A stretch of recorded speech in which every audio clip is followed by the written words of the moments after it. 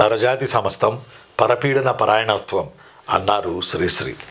చరిత్ర అంటే అప్పటి ప్రజలు, ఈ కమ్మరి కుమ్మరి, ఈ సాలివారు, చాకలివారు, తర్వాత మంగలివారు, అంటే విచ్ మీన్స్ నేను ఎందుకు అంటున్నానంటే అనేక వర్గాలు కులవృత్తుల వాళ్ళు వీళ్ళు తమ కులవృత్తుల ద్వారా సామాజిక వ్యవస్థను అభివృద్ధి చేసి ఒక లెవెల్లో పెట్టారు. వీళ్ళనంతా మర్చిపోయి పాలించినోడే గొప్ప, వాడే రాజు, వాడి చరిత్ర మెయిన్, వాడి కథ కార్ఖానా కారోబార్.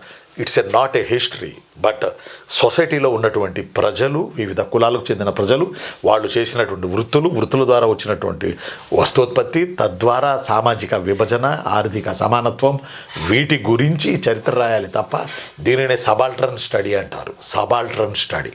చరిత్ర రాజులు కాదు, చరిత్ర గ్రంథాలు కాదు, చరిత్రకారులు గొప్పతనం కాదు, బట్ ఆ రోజుల్లో ప్రజలు ఎలా నివసించారు, ఏ వృత్తులను అవలంబించారు, ఎన్ని వ్యతలు పడ్డారు, ఎన్ని బాధలు పడ్డారు, ఎన్ని కష్టాలు వచ్చినా తమ వృత్తుల్ని వదలకుండా సొసైటీలో ఒక బ్రాహ్మణుడికి బ్రాహ్మణ మంత్రాలు చదవడం ఎంత పవిత్రమో, ఒక చాకలివానికి బట్టలు ఉతకడం అంతే పవిత్రం, లేకపోతే ఇంకొక ఆయనకి తన వృత్తి అంతే పవిత్రం. అంటే ఇక్కడ నేను ఏం చెప్తానంటే డిగ్నిటీ ఆఫ్ లేబర్ అంటాం కదా, ఇది. అంతేగాని చరిత్ర అంటే రాజులు కాదు, రాజుల ప్రేమ పురాణాలు కాదు అని చెప్పి చరిత్రకారుల గురించి కాకుండా అప్పటి ప్రజల గురించి, వివిధ వృత్తుల వారి గురించి, వారి యొక్క అభివృద్ధి గురించి, అభ్యుదయం గురించి శ్రీరంగం శ్రీనివాసరావు గారు ఆలోచించారు. ఆలోచించారు. అందువల్ల ఆయన అన్నారు, చరిత్ర నిర్మాతలు చరిత్రకారులు కాదు. ఎవరంటే కర్షక, కార్మిక, కమ్మరి, కుమ్మరి, జాలరి, సాలెవారి నిజమైన చరిత్ర నిర్మాతలు. కానీ వీరికి ఏ దేశ చరిత్రలోనూ స్థానం లేదు. పైగా నరజాతి చరిత్ర సమస్తం పరపీడన పరాయణత్వం. కనుకనే ఆయన కొన్ని ప్రశ్నలు వేశారు సమాజానికి.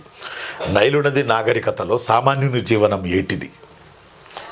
నైలు నది నాగరికతలో అంటే ఈజిప్టియన్ సివిలైజేషన్లో సామాన్యుడి జీవితం ఏంటిది? అది కావాలి హిస్టరీలో. తాజ్మహల్ నిర్మాణానికి రాళ్ళెత్తిన కూలీలు ఎవరు? తాజ్మహల్ని షాజహాన్ కట్టించాడు కరెక్టే, తన భార్య మీద ప్రేమతో కట్టించాడు కరెక్టే, అది ప్రేమ చిహ్నం కరెక్టే, 14 వింతల్లో ఒక వింత కరెక్టే. బట్ అసలు దీని నిర్మాణానికి సిమెంట్ పూసిన కూలీ ఎవరు? రాళ్ళెత్తిన కూలీ ఎవరు? మట్టి తవ్విన కూలీ ఎవరు? స్లాబ్ వేసిన కూలీ ఎవరు? వాళ్ళ చరిత్ర కావాలి అంటాడు శ్రీరంగం శ్రీనివాసరావు గారు. అలానే ప్రభు ఎక్కిన పల్లకి కాదోయ్, అది మోసిన బోయిలు ఎవరు? ఓహం ఓహం హో, ఓహం ఓహం హో, ఓహం ఓహం హో, ఓహం ఓహం హో, ఓహం ఓహం హో అని చెప్పి పైన కూర్చుంటే 4 పక్కల 4 బోయిలు అతన్ని మోసుకుంటూ వెళ్తారు. ఆ కూర్చున్నవాడు కాదు, ఆ కూర్చున్న ఆమె కాదు, ఈ మోసిన వాళ్ళ శ్రమల నుంచి హిస్టరీ పుట్టాలి అంటాడు శ్రీరంగం శ్రీనివాసరావు.